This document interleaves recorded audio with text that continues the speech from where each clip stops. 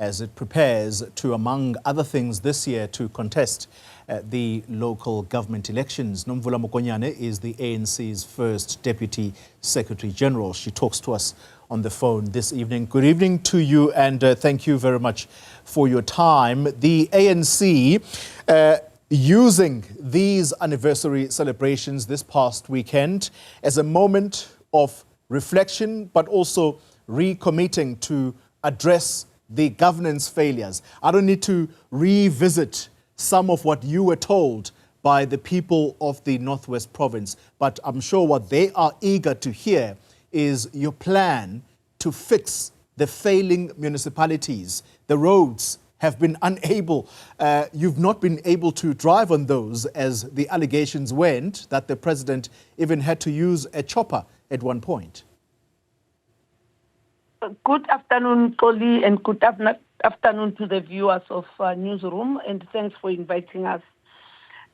We have declared this year that it is going to be the year of decisive action to fix local government and transform the economy.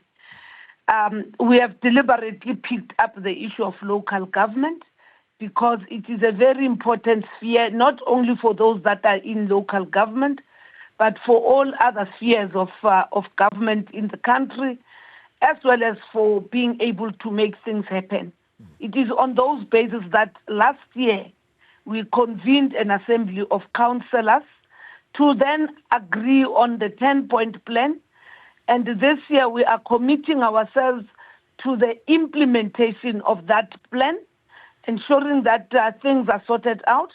The Northwest is one of those that is hardest hit when it comes to capacity, as well as the role of local government.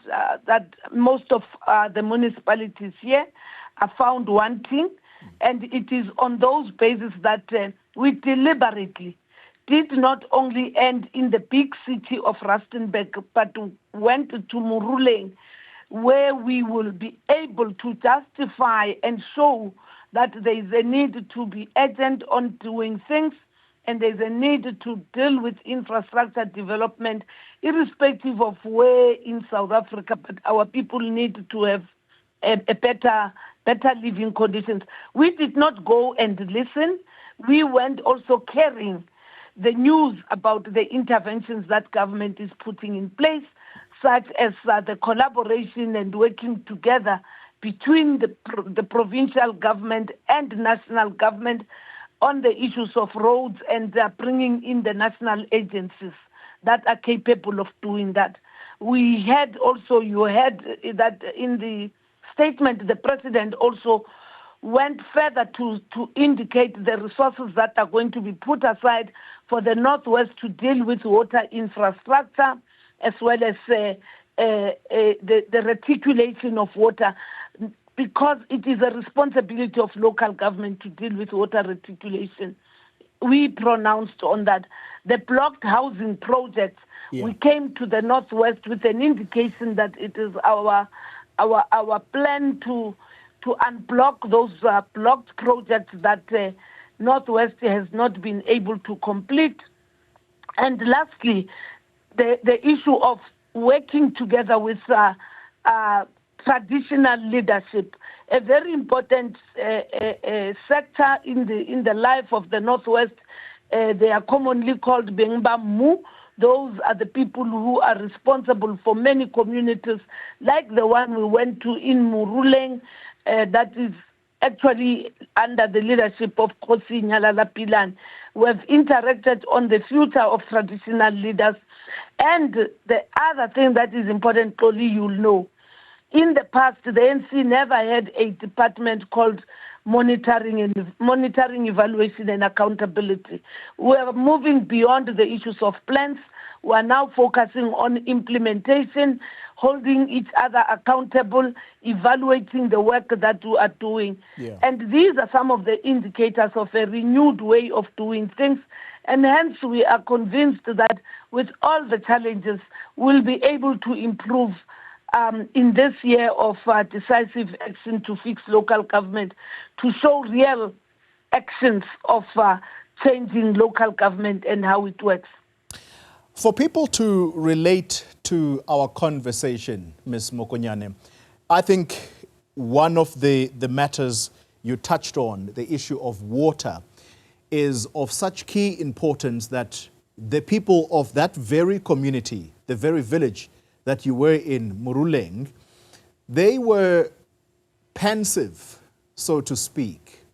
Their worry is that when the leaders of the ANC leave Moruleng and the surrounding areas, water is going to also disappear because criminality is rife, the so-called water mafia. They're going to switch off the taps. What guarantees can you give here today that all of that is going to be dealt with? Colleague, the guarantee I can give is that we now have a service delivery war room at the national level. I will share with your people even the contact of that war room of the African National Congress. Anybody can communicate. When things get changed, we are able to respond and act on time. We've got a local government intervention team. And of importance, what I've said to you, the monitoring and evaluation accountability department holds everybody responsible. I would want to reassure Bahibako Moruleng that nothing is going to be taken away from them, and it doesn't have to happen. We need to deal with vandalism. We deal with the water mafias, but vandalism, I was in Moretele.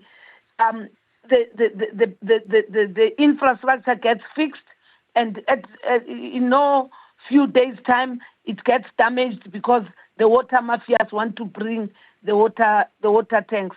We need to work together as the community, protect our infrastructure, and municipality must make sure that it puts money for maintenance. But where there is vandalism, let's all work together and ensure that we do not then suffer because of all these acts of criminality, either by the water mafias or by those who are involved in vandalizing and taking the water infrastructure to go and sell as scrap. Yeah. Coincidentally, as we speak, the president is off to the United Arab Emirates, Abu Dhabi to be exact, and he is there, among other things, to try and garner investment for South Africa. You were in one of the provinces where some companies literally packed up and left because infrastructure, as we talk water infrastructure, road infrastructure, was one of the reasons that I think it was Clover. It decided to close shop and move to KZN. What is the plan to try and fix some of the glaring issues in the Northwest Province? Polly, you'll remember that a few years ago, we were all faced with the challenge of electricity load shedding. And through Operation Vulindlela and an integrated approach, we have gone past that devastating experience. We are now dealing with the issues of load reduction because of the overload of the demand on electricity. Secondly, we have also taken a decision. You remember, we've got a 7-point plan that talks about repackaging our approach around the economy of our country and transform it for the good. We need to give certainty to investors on infrastructure, particularly electricity and water. We need to make sure that when investors are mobilized, they want to be given certainty that issues of safety, issues of electricity, issues of what, how we are going to do that in our plan. One of the things that we said is that bulk infrastructure must be an enabler. It is in the economic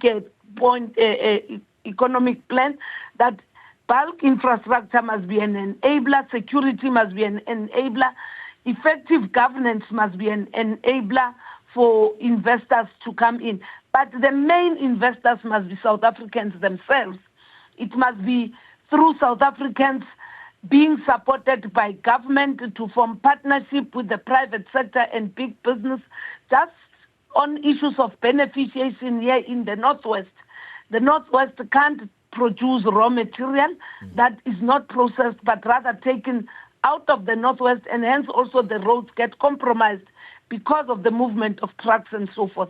We need to create local economy. We need to support the Northwest and ensure that in the work that we do, we target a province like this one on issues of agriculture, on issues of, Northwest is also big on creative industries. We need to look at that. Yeah. We need to look at issues of mining. So the president is correct to go out and mobilize, because we also need to diversify investors into our country and not be dependent on one super country that then comes back to become a bully against us. As we conclude our conversation, the stadium politics once again showing up at your event this past weekend. But I don't want to dwell on the numbers. I'm not here for that. I'd like for you to tell us what the ANC is going to do to try and convince the people throughout South Africa now about what it is that is going to attract them back to this party when the divisions between yourself and the SACP are so glaring. Solomon Paila was not there at yet another important event of the ANC. And is it a foregone conclusion now that the SACP, or should we say the ANC, is slowly giving up on convincing them to not go this route? Yeah, I don't want to deal with the issues of numbers, but I think all of us must appreciate the numbers that were within that village. You yourself, Koli, if you follow the history of the ANC, we have never gone to a village to celebrate. We used a village stadium, deliberate. It had its challenges because of the heat, and hence supporters and members of the ANC had to look for shelter. Others went off their seats and went to sit behind the stadium because they were avoiding the sun. Two, we deliberately went to a village to an extent where even when the president left, there were still buses that were trying to find their way into the stadium, because the roads are designed for a village and the roads are small, and the roads also have got challenges of potholes and stuff. The village had, according to what is reported by the South African Police Services, at most 40,000 people were around that area. There are aerial pictures that were there. We need to not be assessed on the basis of the stadium, but what we brought there, the economy and stuff. The SACP was represented by their First Deputy Secretary. Of course, you are right, it's the second time, but it has always been good for the ANC to receive a message from the South African Communist Party, and hence we invited them, and hence there were a number of Central Committee members who were in attendance of the SACP, including from the province of the Northwest. As for Soli's absence, the party deployed Matala Masuku, and for us, we are satisfied that the party did come and convey a very progressive and positive message. The ANC has never said the SACP must go away. The ANC has always said it's a wrong decision. We respect that it's a decision of their conference, and it went to a special congress. And we still maintain that it is an unfortunate decision. And what is important also to note, Oli, is that we also celebrated Moses Kotane, who were in his own region. That is a very important symbolic thing of a Moses Kotane, who is a symbol of the embodiment of the of the alliance. Communists never walk away from the ANC. They influence other sectors that constitute the ANC because it's a contested space, and hence will forever appeal to the party to continue playing that critical role with under these conditions that, we're facing existential crisis. They should be the last who must find it opportune to say they can help the ANC by going alone. They can help the ANC by all of us because they've been with us, accounting on what has happened and being able to say these are the solutions that must be done, and in the reconfiguration of the alliance, be able to jointly hold each other accountable. That's the position of the ANC. Nomvula Mokonyane, thank you very much indeed. And it's not often that you hear a leader of the ANC admitting on national television that they face an existential crisis. She's just said it.